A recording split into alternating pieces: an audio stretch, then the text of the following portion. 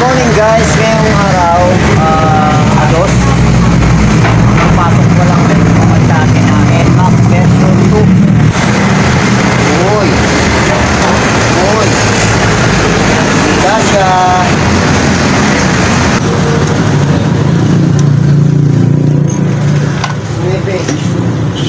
Yan. So, okay naman mga boss.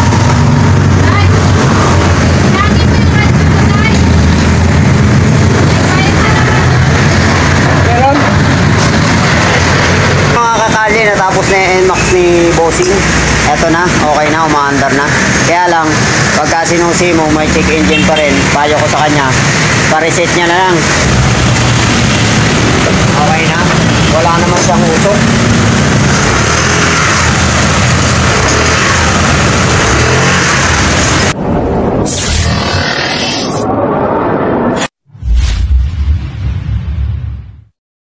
Good morning guys, ngayong araw, Ados. Pasok ko lang rin naman sa akin na NMAX version 2. Version 2. Gelis. Gawa to nung ating kakalye na mekaniko rito. Wala kang compression. Makikita mo naman, pag inikot mo, wala man lang reaction. Oo. So, babaklisin natin yung head para tingnan natin yung valve nya at saka block. Ito muna magiging project natin. Siyempre, pagka nagbaklas ka nito, tanggal ka ng upuan, tanggal ka ng side. O yun, tingnan muna natin, babaklas muna tayo.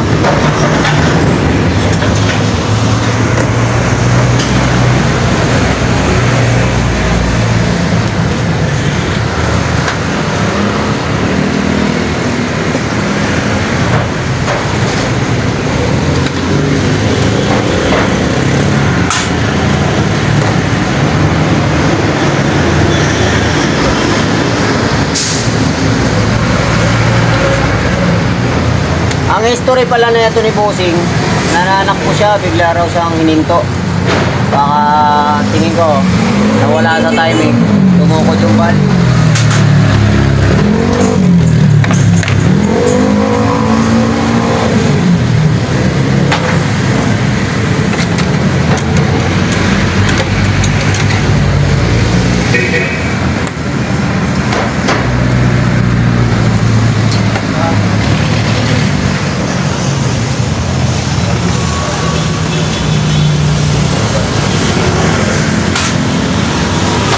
Yun lang problema sa NMAX, marami siyang baklasin.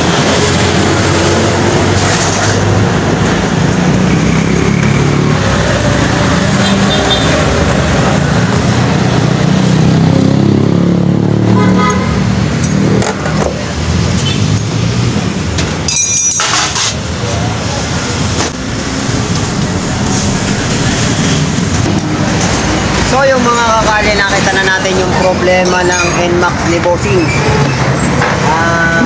Binaklas namin yung head, nakita namin putol yung kanyang timing chain. Ayan. Dahil ang nag-cause ng pagkaputol niya, nahigpitan masyado yung manual tensioner niya na nilagay. Ayan, binuksan na namin. Ayan. Eto, yung manual tensioner niya na yan na nilagay, sobrang higpit, naputol niya. So titingnan din natin yung kanyang valve kung walang singaw, o kaya papalinis na lang natin tong harap. Pag walang singaw yan, okay na yan, sasalpak lang natin, palitan lang natin ng palitan lang natin ng timing chain. So titingnan natin kung madudukot natin dito sa gilid yung paglagay ng tensioner.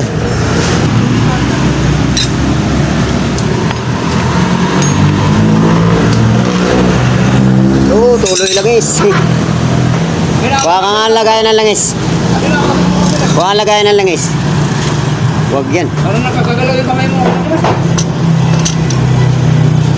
Bagay?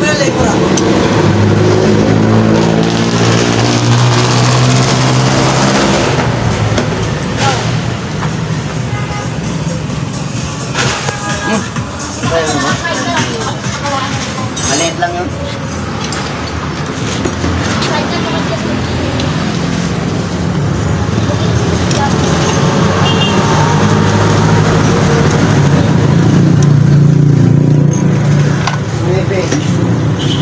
Yan.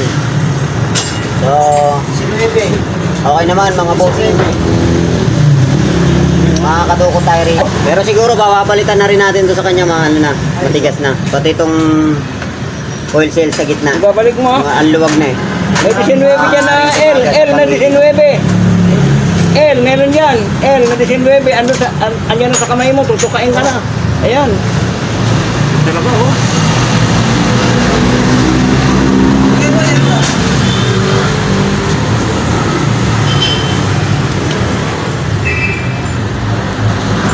So yung mga kakali, mag-aantay na lang tayo ng pyesa. Yun na lang, timing chain ng NMAX. Tapos, babalik na natin, lilinisin muna natin, papalinis natin, tapos babalik na natin. Tingnan natin yung resulta. Yung katulad mo sa akin nung nawala ako ng 19 na mag- Sakit? Oo. Andyan na mga sakit ko, 19 andyan. Hingi tayo ng ano. Balik mo. Andito, sa andyan ang mga sakit na 19. Hindi yan, wala dyan.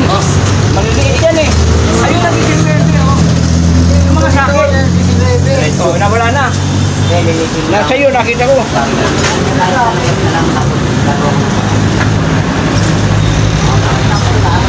Carbon lang yan, naipit. Hindi ko pwede tumutin sa campus ko. Kaya na nga lang doon. Kunin mo yung katala doon. Gasolina, Katala. malinis. Tsaka maghahasa tayo ng bulb. O maglilinis tayo kasi may problema na yung bulb niya. Tumatagas na. So yun guys, dumating na yung pyesa nila. Bossing. Mag-ano na tayo, mag-start na tayo.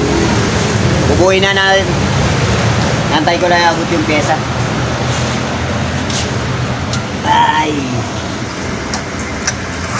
Papapaasa muna natin to sa tropa natin para salpak na lang tayo ng salpak. Matapos natin hanggang alas 5.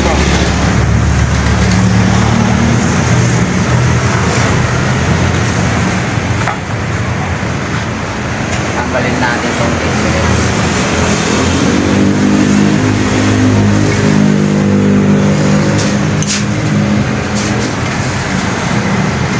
Uy! Uy! Ang ka.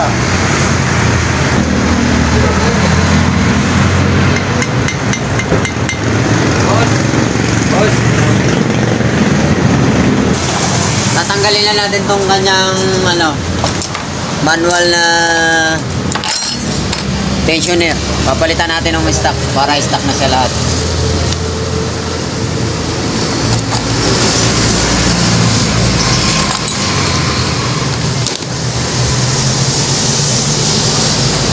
Sanin ang pag-iingay niya, hindi po sa tensioner.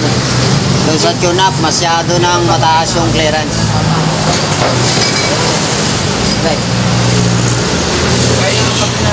Dumating yung gaffer.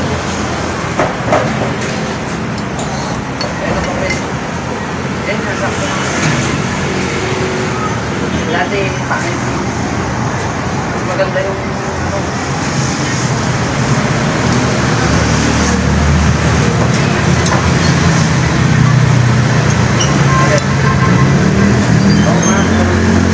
Ito pong mga ganito, hindi natin to kinukontra. Okay rin naman to. Maganda rin naman to. Ang problema, yung iba, para mawala lang yung ingay, hinihigpitan to. Ang hindi nila alam, sobra na sa higpit. Napuputol na yung ating timing chain. Pero hindi dito ang problema. Sa tensioner, ang problema, mataas na yung valve clearance. So ilalagay natin sa standard yung valve clearance niya.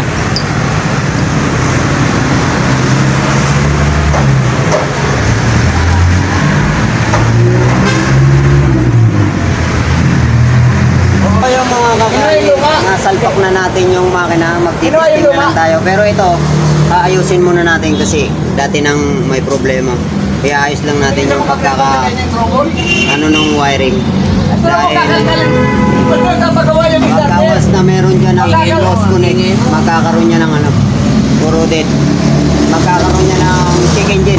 Pinili nga pala tayo sa Shopee na ano, soldering iron. So natin, makikita natin kung pwede. Akto.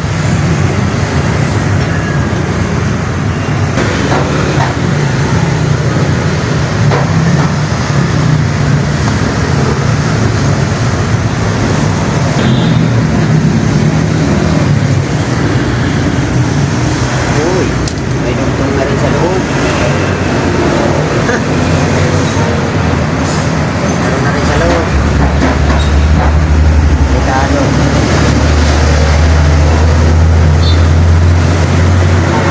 Meron. Ah, Ay. ano mo nga muna? May dugtong yung loob. Yung. May dugtong sa loob. Alin dyan? Itong kulay dilaw. Nakatatlong dugtong na.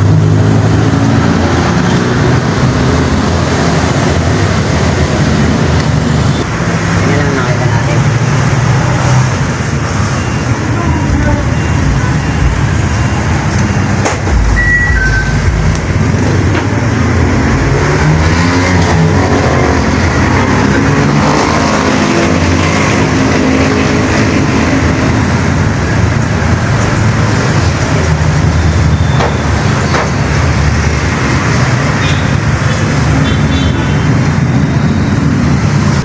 So yung mga kakali, dahil hindi siya pwedeng dugtongin ng ano, ganito diskarte dyan.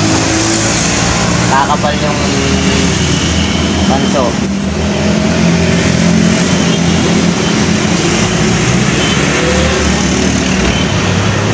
Diba? Para hindi siya kumapal yung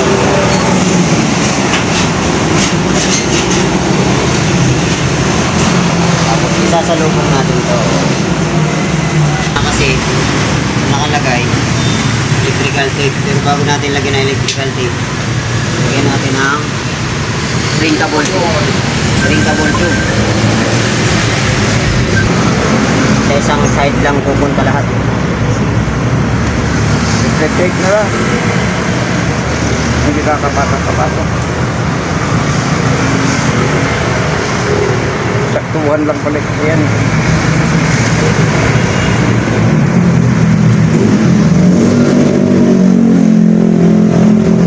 Nakang makapal eh. A few moments later. So yung mga kakali, natapos na yung NMAX ni Bossing. Eto na, okay na, umaandar na. Kaya lang, pagka sinusi mo, may check engine pa rin. Payo ko sa kanya, pa-reset niya na lang. Kasi sa mga wire na nag-loss connect. Ayan. Ayan. So, payo ko sa kanya, pa-reset niya na lang. Papaandarin ko. Saka yung kanyang, ano, side stand. Ayan, side stand niya, wala na rin. Hindi na rin nag-papunction. Ayan o, andar siya kagad. Kahit na meron siyang side stand, wala na. Wala nang connection yung side stand niya. Ayan. So, maandar na yung motor ni Bossing at atras na konti. Okay na. Wala naman siyang usok.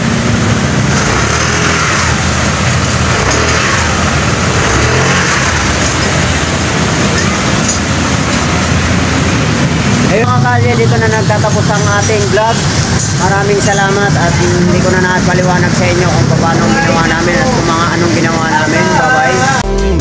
Sipag lang yung hayaan mo.